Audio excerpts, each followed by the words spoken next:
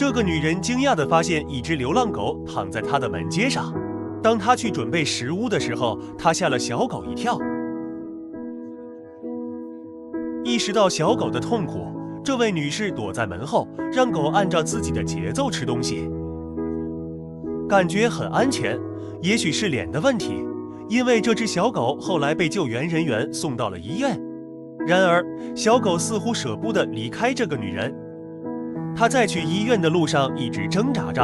小狗拒绝冷静下来，它反抗所有人，但最终在女人面前放松了下来。他轻轻地清洗她的伤口，轻声安慰她。